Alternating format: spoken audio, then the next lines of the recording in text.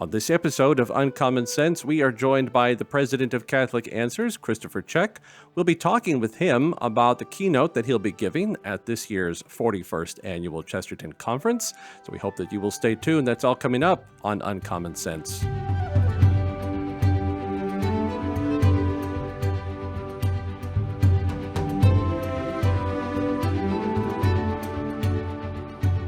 Thank you so much for joining us for this episode of Uncommon Sense. I am your host, Albert Saenz. So glad to be on board with you. And we have the honor of being joined by Chris Check, the president of Catholic Answers. Chris, thank you so much for being with us.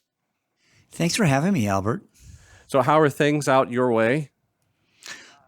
Listen, I live in Southern California, and as long as you don't turn the TV set on, this is just a really great place to live. I've made my peace with Southern California. I've been out here now for, I guess we moved out here in 2013. It's not my first time out here. When I was an artillery officer in the Marine Corps, I was stationed at Camp Pendleton, just up the road, with the 1st Marine Division.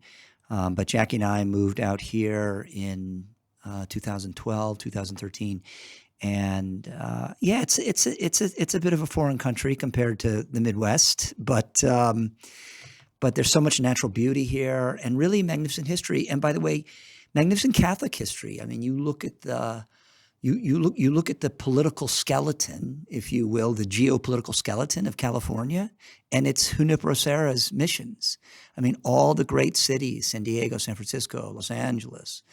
All these were missions, and the Camino Real is, Interstate 5 and Interstate 15 now. Our state capital is named after the Blessed Sacrament. I mean, do they know that in the State House? I'm pretty sure not, but probably best they don't. Anyway, but there's just, there's a lot. There really is actually, especially down here in the San Diego area, a lot of Catholic vitality. And people on the outside tend to think of California as a place full of kooks, and for sure it is. On the other hand, there's a lot of really faithful Catholics out here, and it's a joy to be here. Well, that's super. That was a longer answer than you were looking for. No, but it's a great answer. It gives us for those people who are not too familiar with Southern California and maybe look at it with one particular lens. It helps to sort of open that up a little bit. My hometown in Texas was Corpus Christi, Texas, but no one ever really talked about the body of Christ. They just said, "Oh, well, right. You are from Corpus." And I had a priest friend who would tell me, he said, "Don't call it Corpus." He says, "Don't take Christ out of Corpus Christi. We need him there." Yeah, that's really well said. So I would say to any of your listeners who are interested in knowing more about Catholic California, Catholic Answers is going to be leading. I'll be leading a mission, a California mission pilgrimage end of October, early November, and we'd love to have anyone join us for that. Is there a easy web address they can go to, or just go to the main website? I can tell you we're partnering with Canterbury Pilgrimages. So if they go to the Canterbury Pilgrimages website and look for current pilgrimages, it'll pop up there. We're limiting it to 2 buses, by the way, so it'll fill up. But it'll be San Diego all the way to San Francisco, and your listeners in particular will be very interested in this because we're going to have a lot of California culture as part of it. Well, first of all, Archbishop Corleone is going to say Mass for us at the San Francisco Mission. That's going to be wonderful. But the poet laureate of California is a very faithful Catholic man and a formalist. His name is Dana Gioia. He's probably my favorite living poet. He's going to do a poetry reading for us. And Robert Sankiewicz, who's a really first-rate California historian, is going to talk about the Spanish Revival period in the 1930s and how our understanding of the California missions derives in large part from the Spanish Revival. And then, of course, we'll have a lot of talks on Junipero Serra, correct the record. I mean, they're tearing down his statues here, and he's the father of California. And by the way, just not a malicious bone in his body. Right. So we'll be correcting the record there, which kind of takes us to our topic for this conference, for the Chesterton Conference. Right. Correcting the record. Right. So speaking to the conference, you are going to be giving one of our major addresses and titled Christopher Columbus and the conversion of the New World. And Right. you're going to kind of be, your goal will be to try to sort of correct the record as it was for what's happened recently with Columbus sort of being trounced upon by society and the news for, what a lot of people feel are grievances that he committed once he arrived. So, but we want to talk about where you're coming from in your talk. We don't want to give the whole thing away, but can you give us an overview of why Christopher Columbus, what you're kind of going to be talking about, and why this is really important? Yeah. So the Columbus story suffers from a couple of extremes nowadays. The one is just what I would call sort of too much familiarity. And as a consequence, we tend to take it for granted. And what do I mean by that? Well, we make little shoebox dioramas in the third grade, or we used to. Now maybe we don't do that anymore in the third grade, of Christopher Columbus, and we memorize, a little doggerel or something. But that very much reduces almost to the level of a bad comic book the significant contributions of this man on the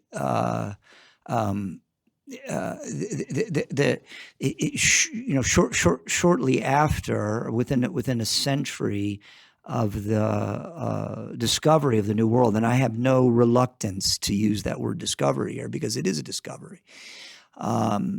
The Dominicans are writing histories of this event, what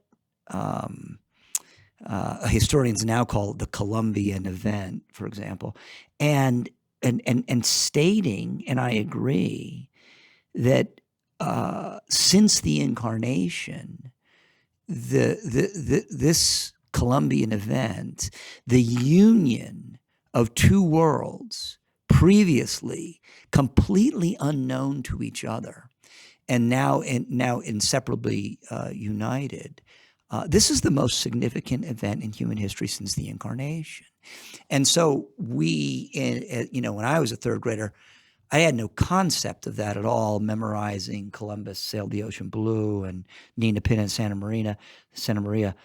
And so it's good for us to understand just at the natural level, or the level of human history, human experience, what has happened here in that Columbian exchange that takes place between two worlds. But then when we take this story into salvation history, where it very much deserves pride of place in human history, well, then now we have something even more mysterious and staggering to contemplate. And I think that there actually is no other way to completely, thoroughly understand the Columbus story apart from the man's own intentions and the intentions of the crown that funded him to bring the cross to the New World. And of course, that's the beginning of the story. It proceeds to Cortez, and then, of course, to this extraordinary apparition of Our Lady of Guadalupe, the conclusion of which I think we still haven't heard. So anyway, there's just a lot of mystery tied up in that. And Columbus regarded himself as something of a mystic. So I think that's the proper context for the understanding of the story. Now, why is this important to you, though? I mean, I can understand from a general concept, for let's understand Columbus, let's understand what his true mission was, that he was coming to bring Christ to the New World. But why is this relevant to you, and enough so that you want to give a talk about it? Great question. I am drawn to moments in history that require a correction of the record in our own time. So in my in my quiver of talks, for example, I have one on the Galileo affair, and another on the Inquisition, or Inquisitions, I should say, or the Crusades, for example, and the Cristero War in Mexico. So I want to clarify in the minds of Catholics what's actually going on in their history. The second thing is my background is not theology. It's not even history formally. My advanced training was in field artillery in the Marine Corps, but I studied English literature at Rice University as an undergraduate. So I'm drawn to storytelling. And insofar as I'm an apologist, I am an apologist who does apologetics through storytelling, and I think this is an important way to teach. Telling stories is how our Lord taught. I think it's the teaching method par excellence. So I like to find stories in our history, in our Catholic history, in our Christian history, and preserve them, and share them, and celebrate them. And look, are there difficulties in the Columbus story that need to be addressed? Absolutely, there are, and we'll certainly address some of these in the course of my talk.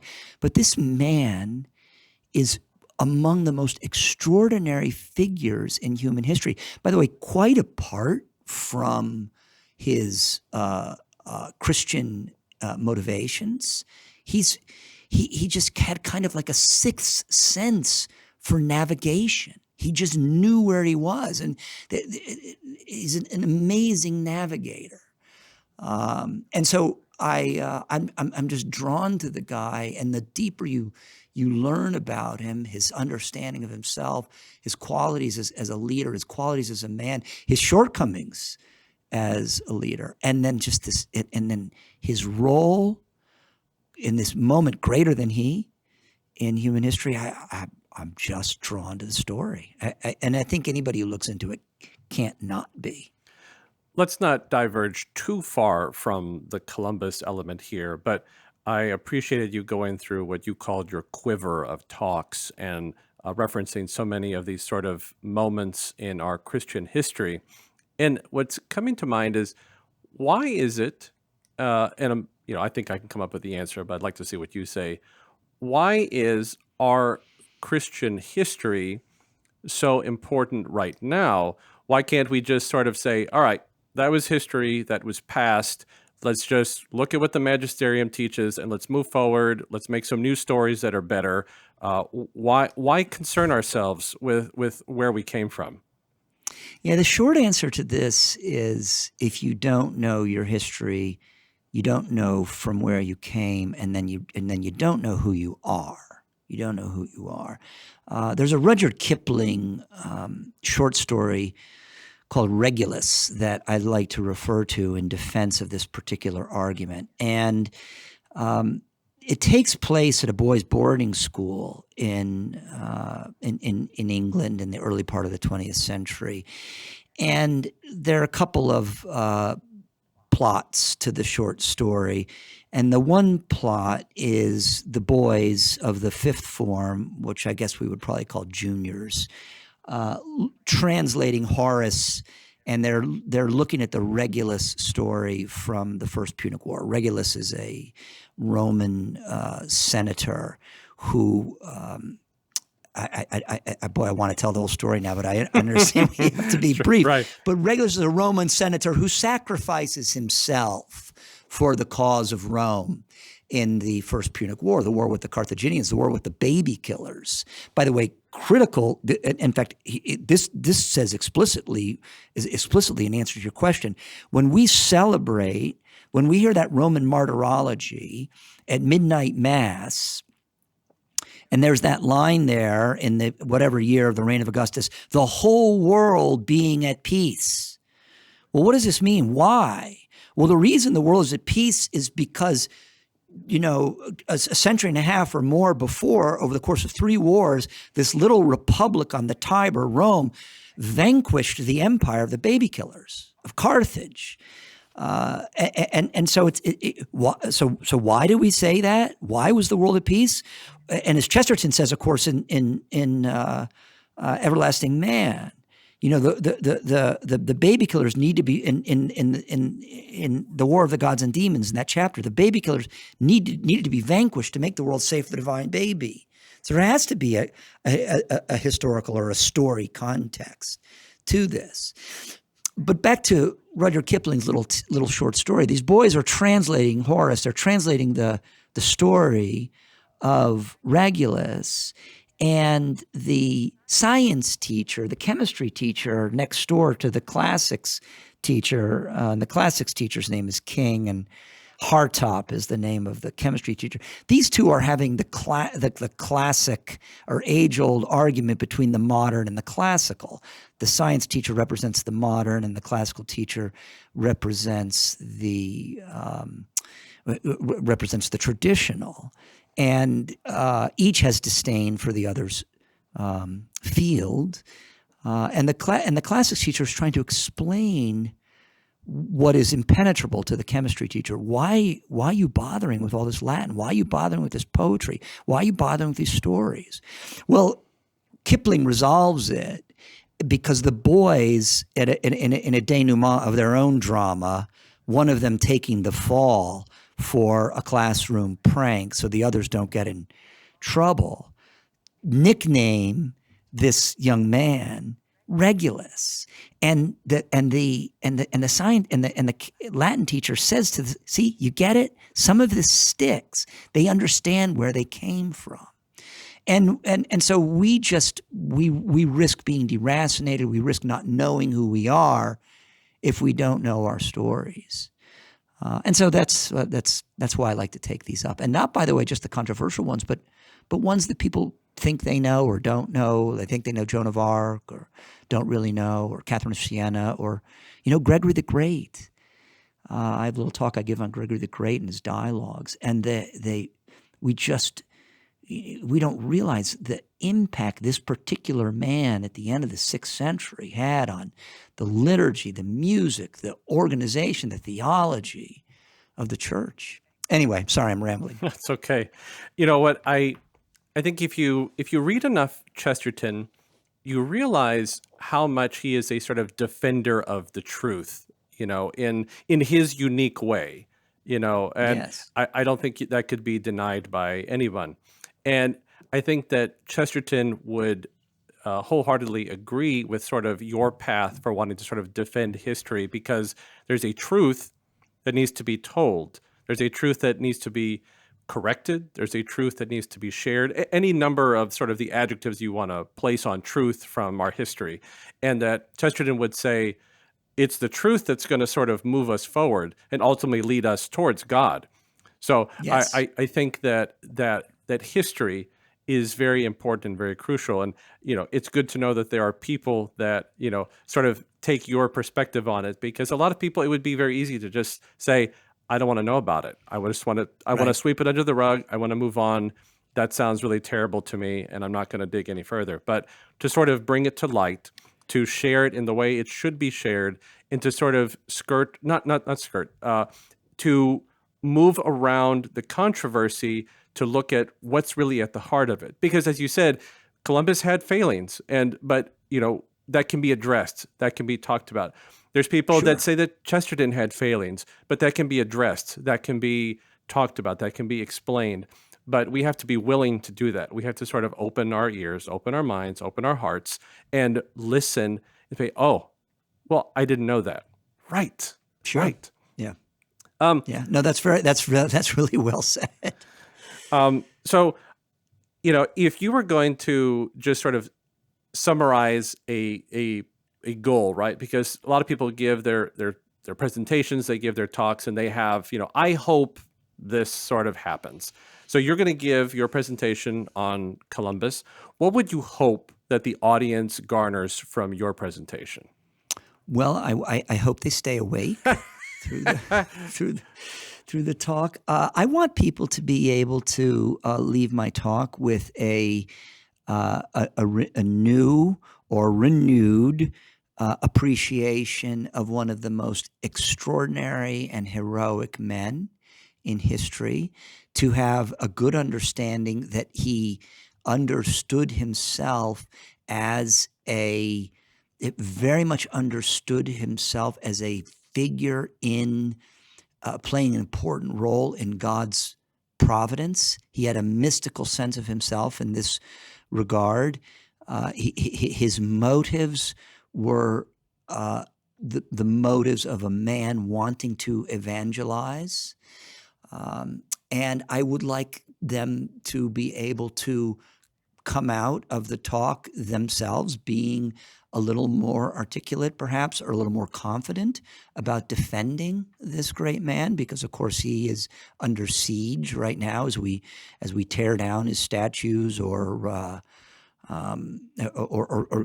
actually, in a lot of cases, it's just municipalities are just taking them down. And so to be able to defend this man and claim him with pride, and if at the end of my talk they don't know, they don't feel confident that way, at least maybe I've pointed them or piqued their interest sufficiently in the story that they're going to want to pick up a book or two and say, you know what, I need to be more articulate and confident in my defending of Christopher Columbus. But mostly I just want to be inspired by what is just a hell of a story. Sure. Yeah.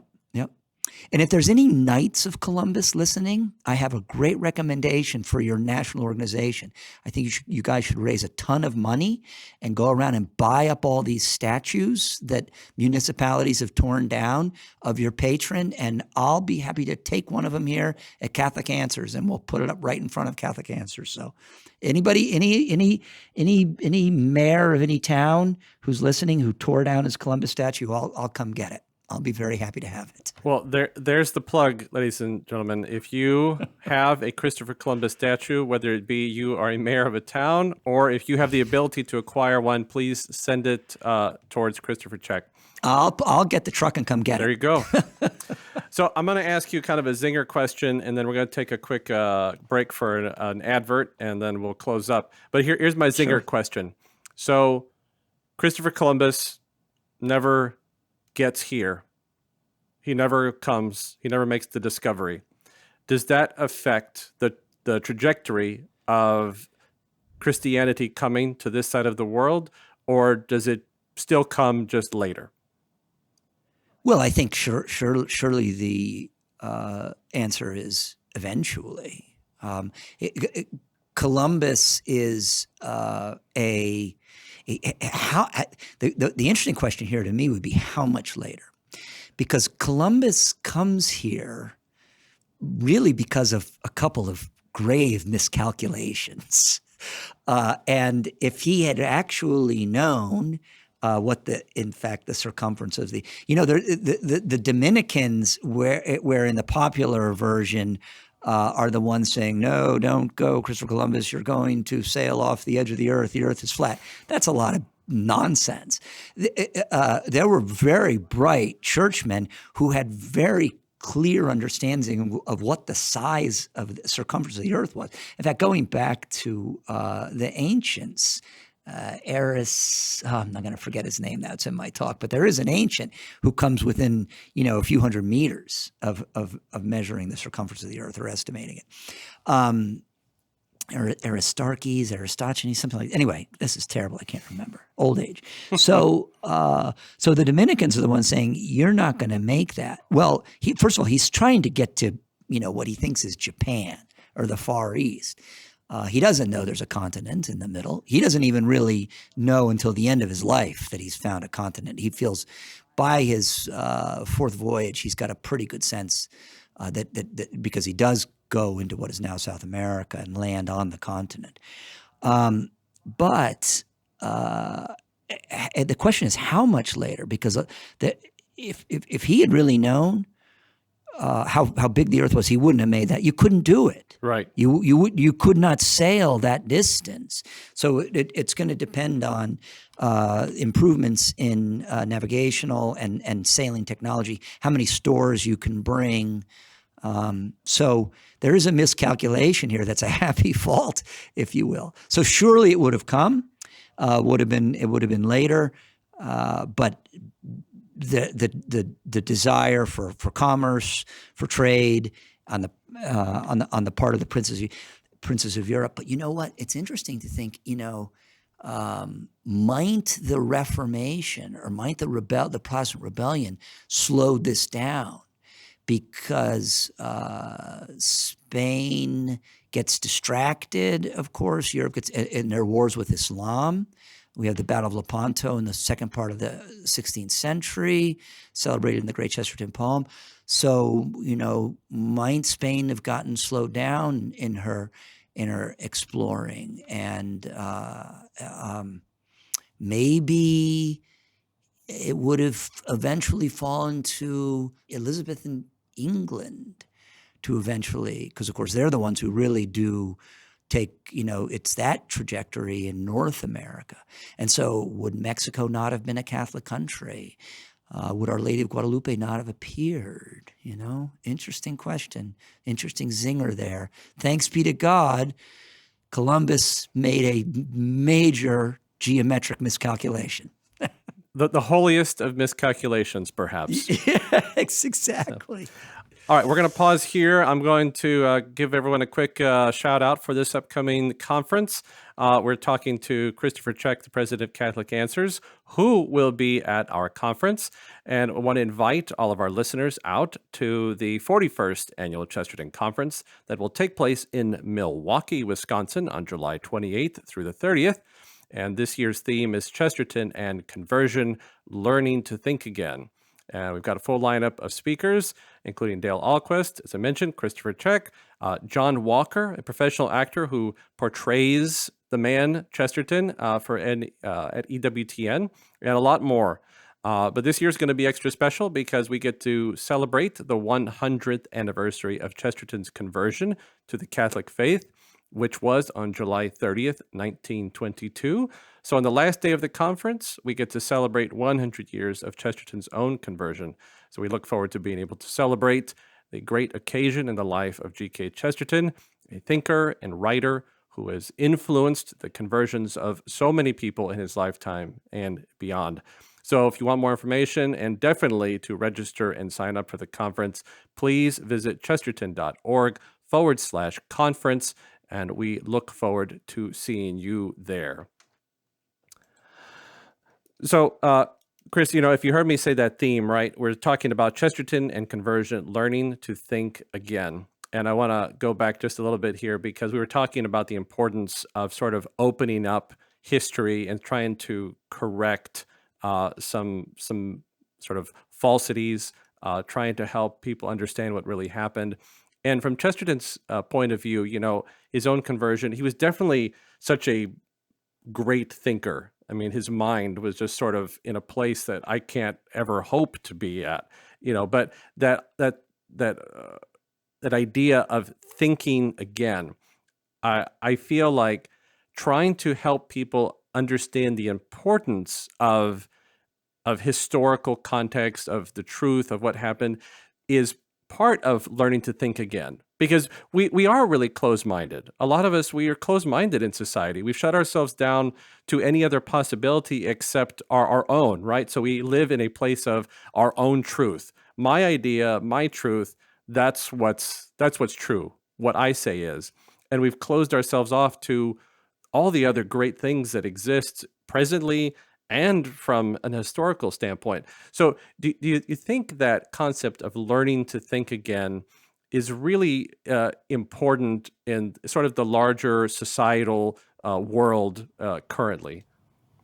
I think it's essential. And I think an essential element of this, quite specifically and quite practically, is learning to read again. Because we live in an age now, well, I'm on a podcast right now, but we live in an age very much of electronic media.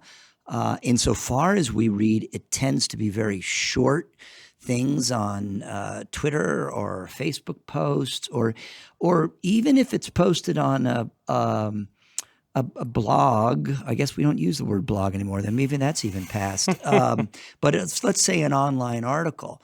People will ask me for an online article, Catholic Answers Magazine online or something. My own editors will say, I need something, but can't be more than 900 words or can't be more than 1,100 words. And I'm thinking, I'm just getting going in 900 words. Now, I mean, there's merits to the short piece and everything, but our attention span for reading as a consequence of electronic communications is considerably diminished.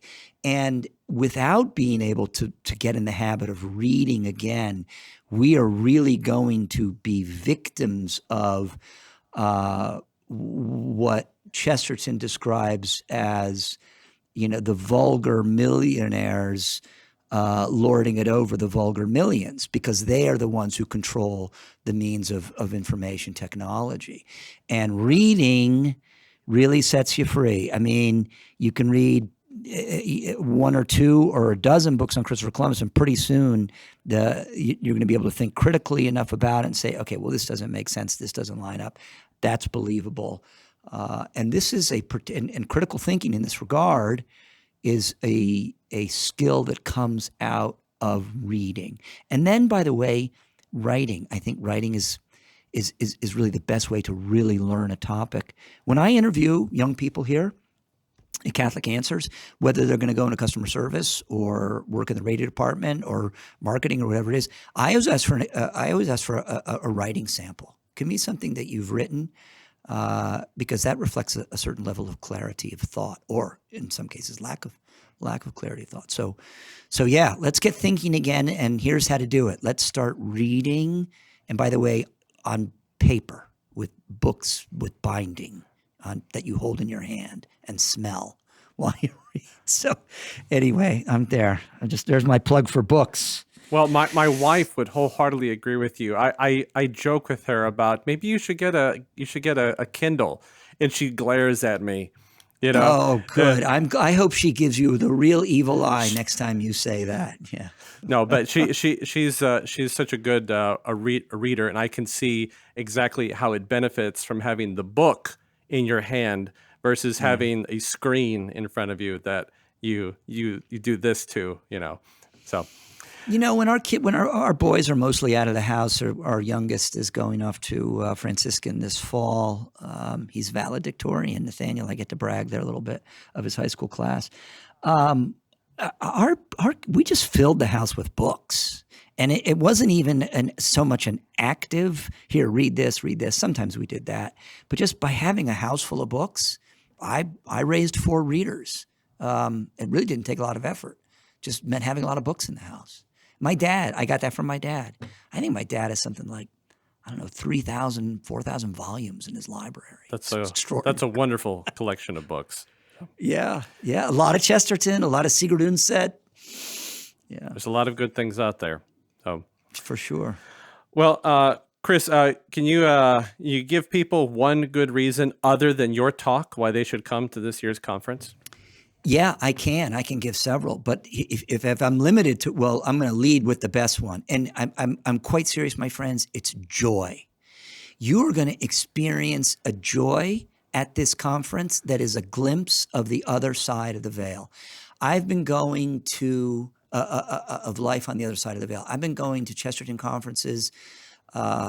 I don't know. I think I've spoken at a half dozen or more. But since the mid '90s, actually one in Milwaukee in the very early '90s at the Cousins Center there, where Father Ian Boyd and Dale Alquist had a ton of hair.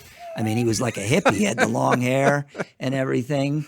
But he was still wearing those wallabies. I think it's the same '70s pair of wallabies wherever he goes. But anyway, when they did him at the University of St. Thomas, and then I was one at St. Louis, Colorado Springs. I can't remember all the different ones that I've been to, but they are always joy-filled events.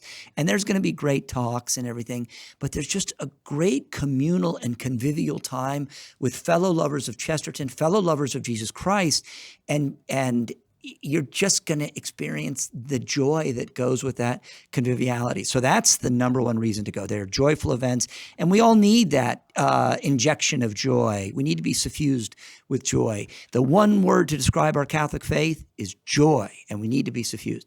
I'll give you another reason. Milwaukee is a great city. It's just a wonderful city. And come a couple days early, stay a couple days late. There are so many magnificent churches to see in Milwaukee.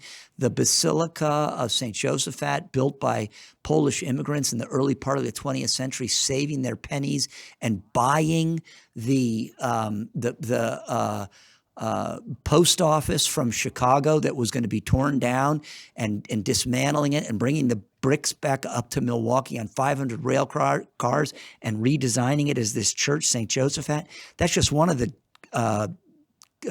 church gems in this great city. Of course, a lot of great craft beer.